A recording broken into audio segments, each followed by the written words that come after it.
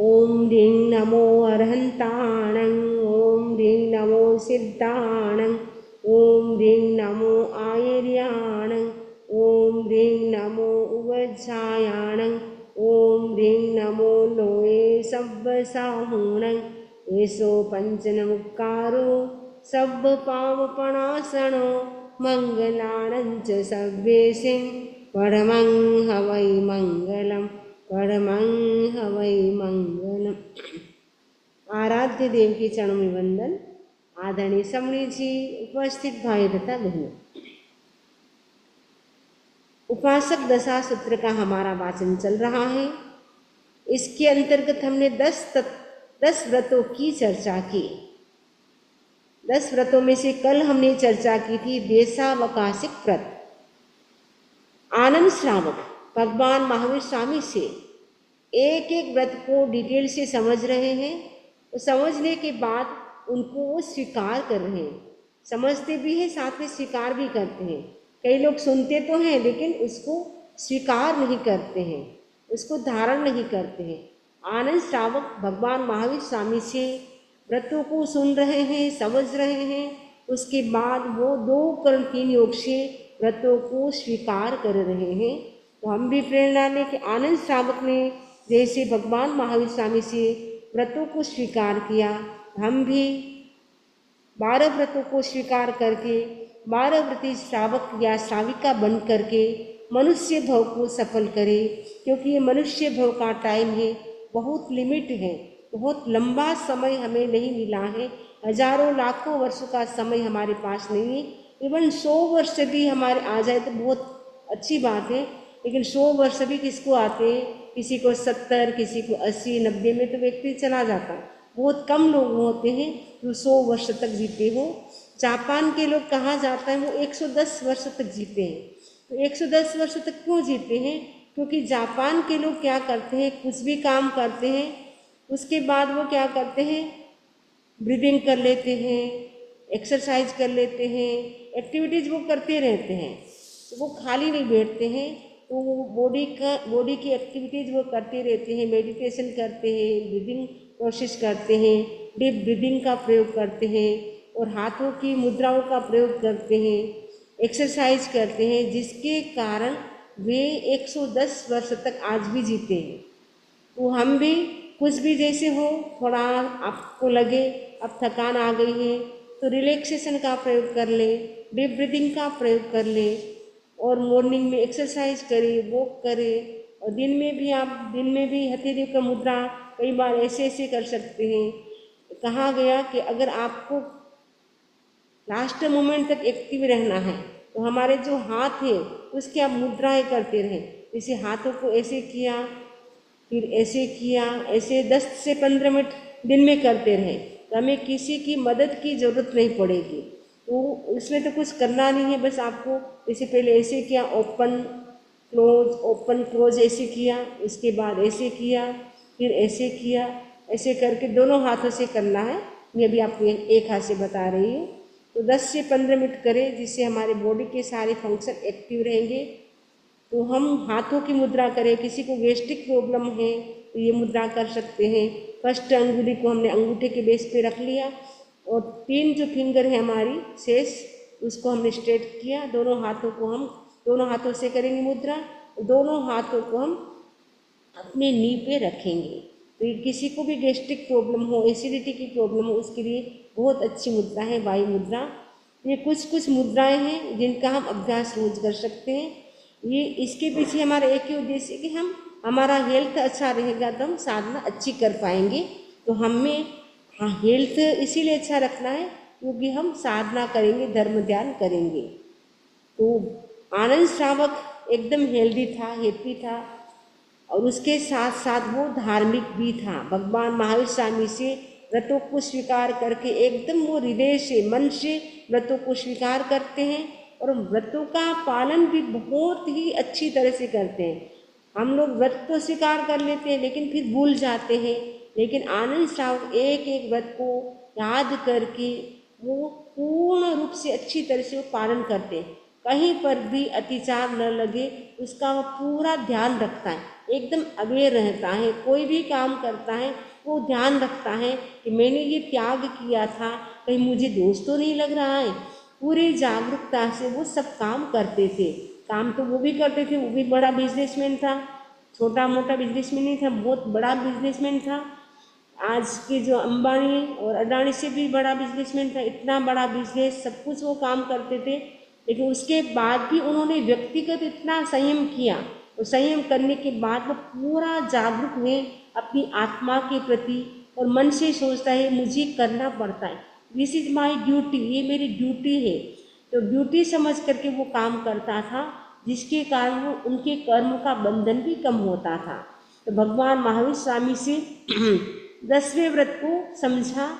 तो 10वें व्रत की आराधना कैसे करनी कल हमने समझा था। 10वें व्रत की अगर हमें आराधना करनी है, उसके लिए छोटे छोटे हम त्याग करते रहे।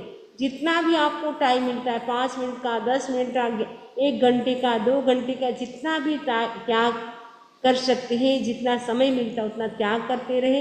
तो जितना हम त्याग करते रहेंगे उतने उतने हम 10वें व्रत की आराधना अच्छी तरह से कर सकते हैं।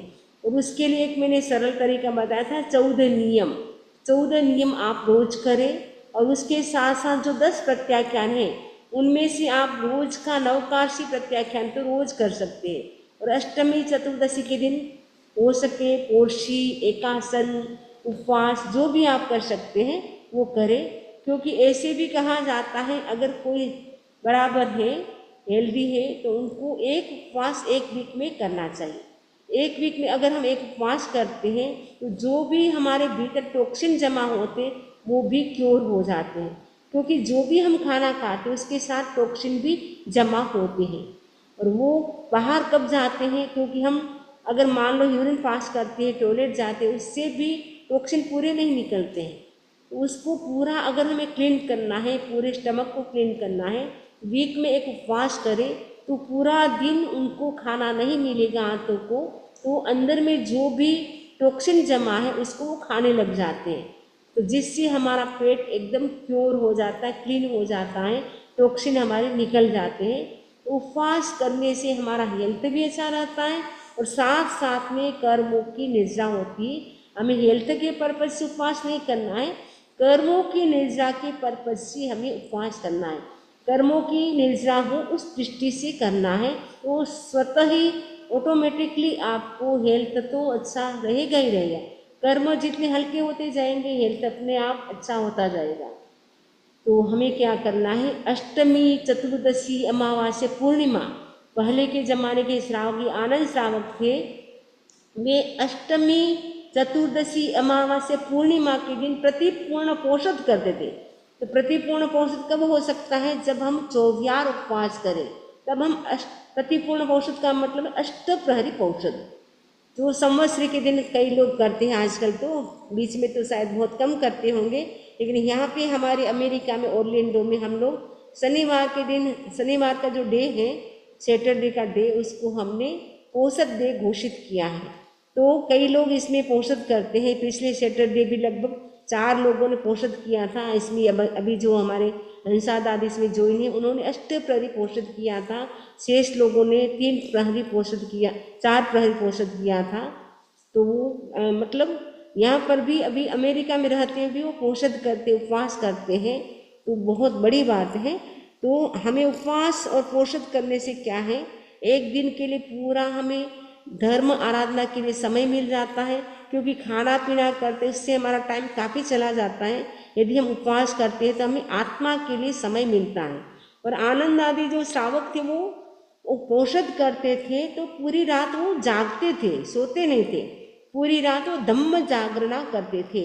धम्म जागरण का मतलब है मेडिटेशन वो करते थे, मंत्र करते थे, चांटिंग करते थे, और स्वाध्याय करते थे। पूरी रात अपना स्वाध्याय में, चांटिंग में, मेडिटेशन में ही वो व्यतीत करते थे।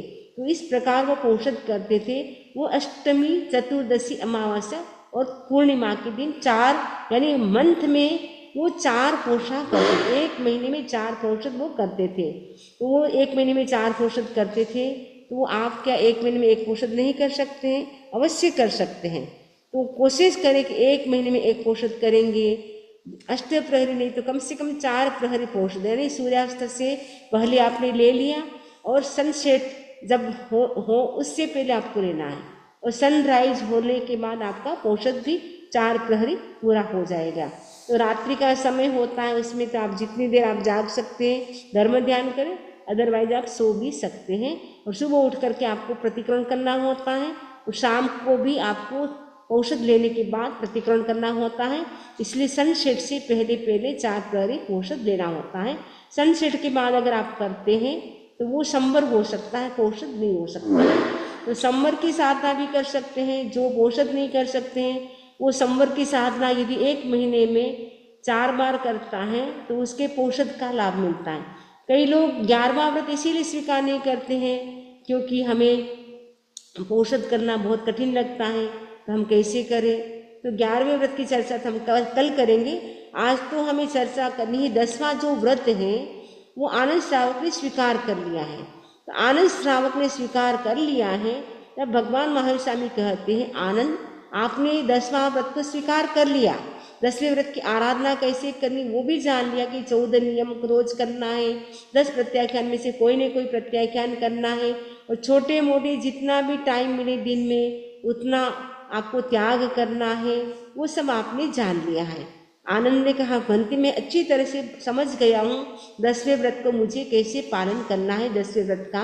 अब मुझे भंती उनके जो अतिचार होते हैं, उनके जो दोष होते हैं, उनसे मैं कैसे बच सकता हूँ उसके बारे में भी आप कृपा करके समझाएं। भगवान कहते हैं, तयानंतरम चरणम देशावगासीयस्य समोवास एणम पंच अतियारा जाणीयव्वा न समा यरीयव्वा तंजा आणप गणपवोगे पेस पावण पवोगे सद्दाणुवाय रुवाणुवाय बहिया पोगल पर पक्षेवे। तदनंतर 10वां व्रत स्वीकार करने के बाद श्रमणोपासक को देशावकाशिक व्रत के 5 अतिचार जानने चाहिए। भगवान कहते, आनंद आपने 10वां व्रत तो समझ लिया, अब 10वां व्रत समझने के बाद आप श्रमणोपासक हैं, तो श्रमणोपासक को जो अतिचार है उनको भी जानना चाहिए, लेकिन उसका आचरण नहीं करना चाहिए। तो भगवान से कहते हैं, बनते हैं 5 अतिचार कौन से हैं। भगवान कहते हैं, आनंद सुनो 5 अतिचार के नाम। फर्स्ट है आनयन, सेकेंड है प्रेष्य प्रयोग, थर्ड है शब्दानुपात, फोर्थ है रूपानुपात, फिफ्थ है बहिपुद्गल प्रक्षेप। ये 5 अतिचार हैं। अतिचार का मतलब है दोष। ये हम कोई भी त्याग करते हैं उसके बाद दोष लगने की संभावना रहती है, उसको अतिचार कहा जाता है। उन दोषों से हम कैसे बचें उसके लिए भगवान महावीर स्वामी आनंद को समझा रहे हैं। तो भगवान कहते हैं, आनंद 5 अतिचार उनको मैं अब डिटेल से समझाता हूँ, एक एक अतिचारों को मैं समझाता हूँ ताकि आप उन दोषों से बच सकेंगे और 10वें व्रत की अच्छी तरह से आप आराधना कर सकते हैं। तो आनंद अब ध्यान से सुन रहे हैं, तो आप लोग भी ध्यान से सुनेंगे। आनयन पहला अतिचार है, आनयन प्रयोग। आनयन प्रयोग यानी व्यक्ति क्षेत्र आदि की मर्यादा करता है। माने जब त्याग करते हैं तब आप क्या करते हैं, क्षेत्र की मर्यादा की। सपोज आपने आज मर्यादा की कि मुझे ऑरलैंडो से बाहर जाने का त्याग है, न्यू जर्सी वाले करेंगे कि मुझे न्यू जर्सी से बाहर जाने का त्याग है, ह्यूस्टन वाले करेंगे कि मुझे ह्यूस्टन से बाहर जाने का त्याग है। सपोज आपने ऐसा त्याग कर लिया, उसके बाद आपको लगा कि अबे मुझे कुछ चीज़ मंगानी है, सचित या अचित जो भी आपकी इच्छा है। सचित यानी फल फ्रूट सब्जी धान जो भी होता है उसको मंगाना है। अचित का मतलब है आपको लगे कि आज मोबाइल ख़राब हो गया है, लैपटॉप ख़राब हो गया है, या कोई माइक ख़राब हो गया है, या बुक मंगानी, कोई भी आपकी इच्छा होगी। तो आपने त्याग कर लिया कि मुझे ऑरलैंडो से बाहर जाने का त्याग है। तो अचानक आपके मन में आया, अरे मुझे ये चीज़ मंगानी थी लेकिन मैं तो त्याग कर दिया, ऑरलैंडो से बाहर मैं तो जा नहीं सकता हूँ, तो मैं क्या करूँ, मैसेज करके क्या करूँ, दूसरों से चीज़ मंगाता हूँ। तो आपने तो त्याग कर दिया, तो आप क्या करेंगे, दूसरों को मैसेज करते हैं फिर मंगाते हैं। तो वो एक प्रकार का इसमें व्रत भंग होने मतलब उसमें दोष लगता है। तो जब भी आप त्याग करें तो आपको त्याग कैसे करना है, जैसे आपने त्याग कर लिया कि आज मुझे ऑरलैंडो से बाहर जाने का तो त्याग है, लेकिन मैं व्हाट्सएप से या फ़ोन से या ईमेल से या ऑनलाइन से मुझे वस्तु मंगाने का आगार है। अगर आप मंगाने का आगार रखते हैं तो आपको दोष नहीं लगता है, क्योंकि भगवान महावीर स्वामी के टाइम तो कोई व्हाट्सएप नहीं था, कोई ईमेल नहीं था, इंटरनेट नहीं था, तो कुछ भी वो साधन नहीं थे, इसलिए उस समय ऐसे आगाह रखने की ज़रूरत नहीं थी। उस समय तो उनको जैसे याद आता था तो वो क्या करते थे, अपने अंडर में कोई स्टाफ होता, जो कर्मचारी होता, एम्प्लॉय होता, उनको भेजते और उनसे वो मंगाते थे। खुद तो नहीं जाते, क्योंकि खुद ने तो लिमिट कर ली है कि मुझे ओरलैंडो से बाहर जाने का त्याग है। वैसे आपने त्याग कर लिया, मुझे भारत से बाहर जाने का त्याग है, या बेंगलोर से, हैदराबाद से जो भी आप जुड़े वो आपने उनका त्याग कर लिया। तो आप क्या कर सकते, आप फिर त्याग कर लिया तो आप तो जा नहीं सकते, लेकिन आपने सोचा मुझे त्याग है, लेकिन मेरे एम्प्लॉय जो हैं, मेरे जो स्टाफ है, उनको तो त्याग नहीं है। आप उनको तैयार करेंगे, आप प्लीज़ मुझे अमुक चीज़ की ज़रूरत है, अर्जेंट है, तो आप प्लीज़ आप लेकर के आ जाइए। अगर आप इस प्रकार बोलते हैं तो आपको दोष लगता है, इसलिए आपको सावधान रहना है।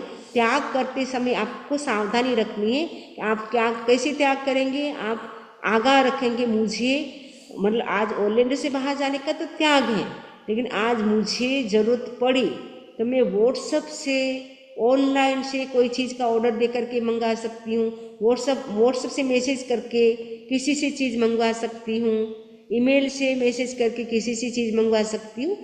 उन आगार रखेंगे तो वो आपको दोष नहीं लगेगा। तो वो आगार रख करके आप त्याग करेंगे तो ऑनलाइन आपको दोष नहीं लगेगा।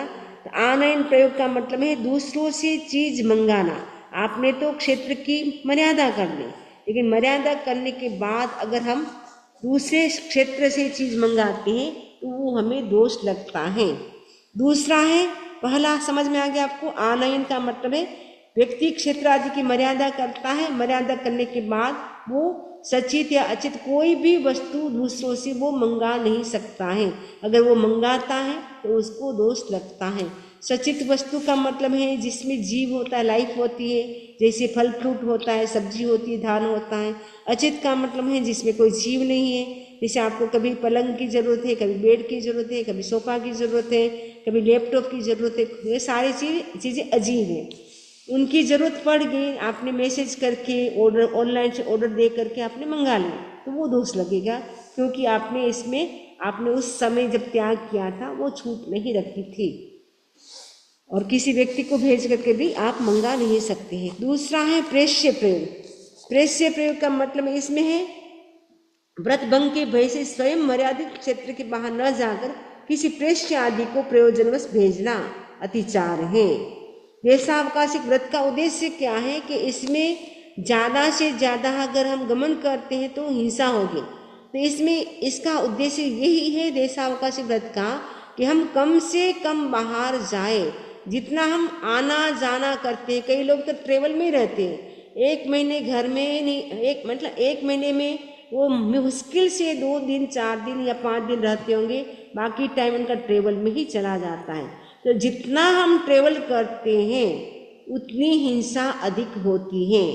इसलिए हिंसा से बचने के लिए ये देशावकाशिक व्रत बहुत ही महत्वपूर्ण है कि जितनी ज़रूरत है उतना तो जाना है, अनावश्यक घूमना फिरना नहीं करना है। आजकल व्यक्ति बहुत ज़्यादा अनावश्यक घूमता फिरता है और एयर की वो प्राय जर्नी करता है। आज ही मैसेज आया है, मतलब वीडियो में आया है न्यूज़ में कि आज अहमदाबाद से लंदन कोई फ्लाइट जा रही थी, वो क्रैश हो गई, लगभग 242 लोगों की मृत्यु हो गई। तो ज़्यादा हमें ज़रूरत हो उतना जाना, अनावश्यक हम यात्रा न करें। अनावश्यक जाने से कभी कभी जनहानि धन हानि भी होती है, और उसके साथ साथ सबसे बड़ी बात है कि हिंसा होती है। तो जितनी हम कम यात्रा करेंगे, जितना हम कम ट्रेवल करेंगे, उससे हम अहिंसा का पालन करेंगे और हिंसा से बच जाएंगे। हिंसा से बचने के लिए हम अहिंसा का पालन करने के लिए हम दस्यु व्रत की आराधना करें, तो कम से कम हमें बाहर जाने की कोशिश करना जितना ज़रूरत है। बिजनेस के पर्पज़ से आपको जाना पड़े, या कोई अर्जेंट में कहीं किसी की शादी है या किसी की कहीं डेथ हो गई तो आपको जाना पड़े, तो वो अलग चीज़ है। लेकिन जानबूझ करके कोई आज चलो घूम के आ जाते हैं, बाहर चले जाते हैं, तो वो वॉक करना वो अलग चीज़ है। वॉक तो कोई बात नहीं हेल्थ के लिए, वो आसपास में, वो तो कैंपस में जाते हैं वॉक के लिए, कहीं आप फ्लाइट से तो जाते नहीं हैं। तो जितना हो सके हम ट्रेन प्लेन की यात्रा से बचें, और कार की यात्रा भी जितनी ज़रूरत है उतना करें। तो कार में बैठे तब भी आप 3 बार पहले नवकार मंत्र करें। उसके बाद आप 21 बार अपनी हैप्पी जर्नी के लिए, सेफ जर्नी के लिए मंत्र करें। ओम फूं श्रीं ह्रीं ऐं नमः ठ ठ ठ स्वाहा 21 बार बोले इस मंत्र को। आचार्य महाप्रज्ञ जी ने टोहाना मर्यादा महोत्सव पे यह मंत्र दिया था। ये एक संत का एक्सीडेंट हो गया था, तो आचार्य महाप्रज्ञ जी ने इस मंत्र को बनाया और कहा जब भी आप यात्रा पे जाए, जब भी आप ट्रेवल करें, तो उससे जब ट्रेन में, प्लेन में, कार में जब भी बैठे तो सबसे पहले 3 नवकार मंत्र करें। 21 बार इस मंत्र करके पूरे मुंह पे हाथ फेरे, पूरे बॉडी पे ऐसे सुरक्षा कवच कर ले। तो इस प्रकार आपको करना है। तो ऐसे करने से हमारी जर्नी भी सेफ होती है। और आप बोल सकते हैं पूरी कार को भिक्षु स्वामी की कार है, ज्ञान की तलवार है। पूरी कार को पंच परमेष्टि की कार है, ज्ञान की तलवार है। तो आपकी जो कार है वो सेफ रहती है। और फ्लाइट में बैठे तो पूरे फ्लाइट को, जैसे जिसमें बैठे उसका नाम लेकर के आप कार दे सकते हैं अपनी सेफ जर्नी के लिए। तो मैं बता रही थी कि ये 10वां व्रत का उद्देश्य क्या है कि आना जाना कम करना है, ट्रेवल कम करना है। ट्रेवल ज़्यादा जितनी करते हैं उतनी हिंसा अधिक होती है, क्योंकि एयर आप प्लेन से भी यात्रा करते हैं, उसमें भी कितने वायुकाय के जीवों की हिंसा होती है। ट्रेन से जाते हैं तो भी नीचे कितने जीव होते हैं छोटे मोटे, हमें पता नहीं चलता है। कार से भी आप करते हैं तो भी छोटे मोटे जीव होते हैं। हरियाली पे भी कभी कार आ जाती है, तो कितने जीवों की हिंसा हम करते हैं। तब चातुर्मास का समय पास में आ रहा है, तो चातुर्मास के 4 महीने तो कम से कम अनावश्यक हम बाहर नहीं जाएंगे, घूमने की दृष्टि से नहीं जाएंगे। बिजनेस के पर्पज से जाना पड़े या कोई अर्जेंट कोई काम हो तो जाना पड़े तो आगे, बाकी हम 4 महीने तक कहीं नहीं जाएंगे। आप ऐसा त्याग भी कर सकते हैं। तो प्रेष्य का मतलब है आपने त्याग तो कर लिया कि इस मर्यादित क्षेत्र से बाहर जाने का मुझे त्याग है, लेकिन आपको क्या हुआ, प्रयोजन हो गया कि कोई चीज़ आपको ज़रूरत है। तो आप क्या करेंगे, अपने स्टाफ को, प्रेष्य का मतलब भेजना, अपने स्टाफ को भेज करके आप क्या करते हैं, उस चीज़ को मंगाते हैं। तो उससे क्या होता है, दोष लगता है। तो आपको ऐसा भी नहीं करना है। स्वयं तो नहीं जा सकते, लेकिन दूसरों को भेजने से भी दोष लगता है। तीसरा है शब्दानुपात। शब्दानुपात का मतलब है कोई व्यक्ति यह नियम करता है कि आज मैं अपने घर से बाहर नहीं जाऊंगी। आपने ऐसे कर लिया त्याग कि मुझे घर से बाहर जाने का त्याग है, और सनसेट के टाइम सपोज आपने किया और अचानक आपको लगा कि मुझे कोई चीज़ चाहिए, तो आपने क्या किया, आप बाहर खड़े हो गए। या सपोज आपने घर में भी आपने सपोज 1 घंटे के लिए त्याग कर लिया कोई चीज़ का, और आपको कोई चीज़ चाहिए तो आप क्या करेंगे ऐसे शब्द करेंगे या छींक करेंगे या ऐसे ताली बजाएंगे। तो आपका शब्द सुन करके कोई व्यक्ति आएगा, पूछेगा कि आपको क्या ज़रूरत है।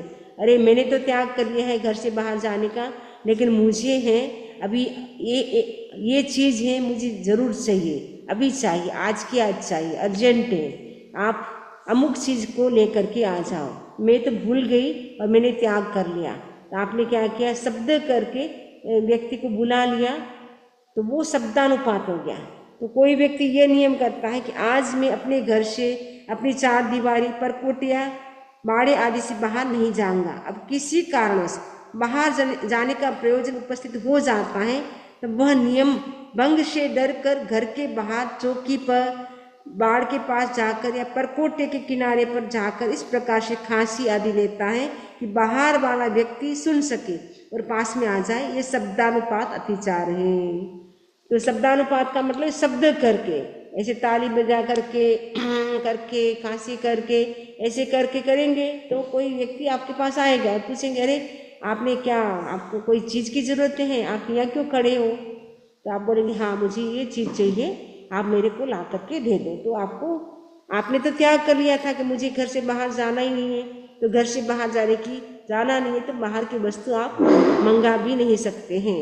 आप त्याग करते उस समय अगर आगाह रखते हैं कि मुझे घर से बाहर तो नहीं जाना है, लेकिन अगर ज़रूरत पड़ गई कोई चीज़ की तो मंगाने का आगाह है। फ़ोन करके, अब तो आपको बाहर जाने की शब्द करने की ज़रूरत नहीं है, आप तो तुरंत ही मैसेज कर देते हैं, फ़ोन कर देते हैं। फ़ोन करेंगे तो भी शब्द तो यूज करेंगे ना, बोलेंगे तो सही ना, तो वो शब्दानुपात हो गया। तो शब्दानुपात अतिचार है, क्योंकि हम शब्द करके किसी को यानी बोल करके किसी को बताते हैं या कोई एक्शन करके हम उनको बताते हैं, तो उसमें हमें शब्दानुपात अतिचार लगता है।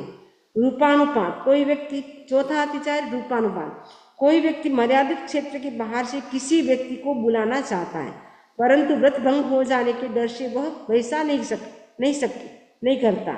वह बिना कुछ कहे ही अपना चेहरा उन्हें किसी मित्र से दिखाता है। उसको देखते ही वह विवक्षित व्यक्ति पास में आ जाता है। यह रूपानुपात अतिचार है। यानी रूपानुपात अतिचार का मतलब है आपने त्याग तो कर लिया था, मुझे घर से बाहर जाने का त्याग है, तो आपने क्या किया, आप विंडो के पास खड़े हो गए, ऐसे अपना चेहरा दिखाने लगे। तो कोई व्यक्ति जा रहा है, पूछे अरे क्या बात है, आप क्यों खड़े हैं यहाँ पे, आप कहेंगे मुझे अमुक चीज़ की ज़रूरत है इसलिए मैं यहाँ पे खड़ी हूँ, क्योंकि मैंने तो त्याग कर लिया है, मैं तो बाहर नहीं जा सकती हूँ, लेकिन आप मुझे ला दे। तो अपना रूप यानी अपना चेहरा दिखा करके वस्तु मंगाना, तो ऐसा करने से भी हमें दोष लगता है। बहिपुद्गल प्रक्षेप, मर्यादित क्षेत्र से बाहर किसी व्यक्ति को कुछ समझाने के लिए, किसी बात की सूचना देने के लिए उस और लकड़ी का टुकड़ा, पत्थर, ईंट के टुकड़े आदि फेंकता है।